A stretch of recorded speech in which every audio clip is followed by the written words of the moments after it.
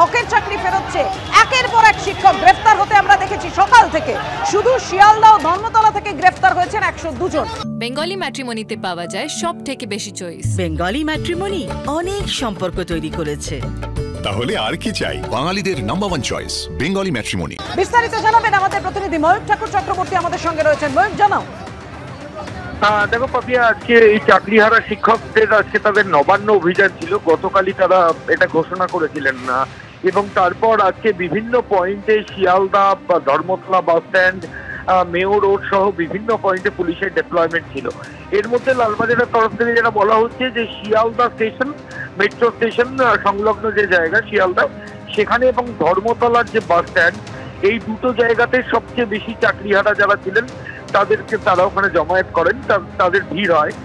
Police আধিকারিকরা 102 জনকে এখনো পর্যন্ত গ্রেফতার করেছেন, এমনটাই লালবাজারের তরফ থেকে বলা হচ্ছে।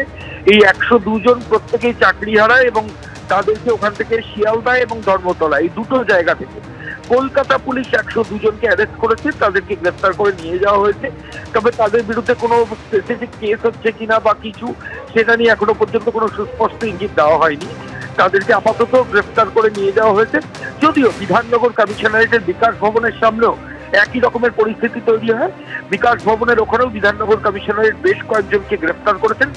তবে সেই সংখ্যাটা 102 নয়। কলকাতা পুলিশ শিয়ালদা এবং ধর্মতলা দু জায়গা থেকে 102 জন চাকরিহারাকে গ্রেফতার করেছেন, এমনটাই লালবাজার সূত্র। ধন্যবাদ তোমাকে। স্যার আমাকে বলুন, চাকরিহারা আরে আমাকে ধরে নিয়ে যাচ্ছে কেন? সমস্যাটা কি স্যার বলুন আমাকে। আমার সমস্যাটা কি? আমাকে নিয়ে যাচ্ছেন কেন? কি বলছে পুলিশ? আমাকে বলছে আপনি চলুন। আজকেই বেতন পেয়েছি সকালবেলা, আমি তো স্কুলে যাচ্ছি সুপ্রিম কোর্টের নির্দেশে। অর্থাৎ আমি যোগ্য। কে প্রমাণ করেছে? মূল যে তদন্তকারী সংস্থা সিবিআই। আমি এই মুহূর্তে এই রাজ্যের সরকারি টিচার।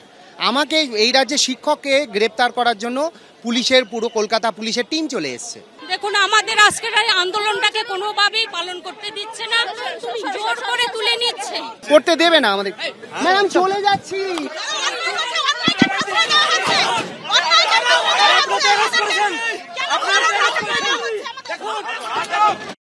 কোথায় এটা স্বৈরতান্ত্রিক শাসন ব্যবস্থা চলছে? মানুষের গণতান্ত্রিক অধিকার খর্ব করা হচ্ছে। এইভাবে টিচারদের দমিয়ে রাখা যাবে না। আসলে ওনারা তো ডমিনেটিং রুল তো অনেকদিন ধরেই চালাচ্ছেন, ডমিনেট করে করে তো আজকে এই জায়গায় দাঁড়িয়েছে। কিন্তু যাদের ওনাদের যেখানে আসল কাজ করার কথা ওনাদেরকে সেখানে পাওয়া যায় না। আমি এখানে দাঁড়িয়েছি, এভাবে তুলছেন কেন? আমি বলুন, আমি জানতে চাইছি যে আমার দোষটা কি। Please kindly can you explain আমার দোষটা কি? আমাদের ওখান থেকে সরতে বলেছিলেন, আপনি বললেন কাইন্ডলি সরে যান, আমরা সরে গেলাম। তো কোনো কোঅপারেশন যায়নি, আমাদের জোর করেই তুলছে। আমরা তো এখানে কোনো ইয়ে করিনি, আমাদের তো জোর করে কি তোলা হচ্ছে। আমরা দুজন কি করব বলুন? এখানে প্রতিহত করার চেষ্টা করছে, কিন্তু এভাবে কিছুই করা সম্ভব হবে না। আপনারা কোথায় নিয়ে যাচ্ছে? থানায় নিয়ে যাচ্ছে আমাদেরকে।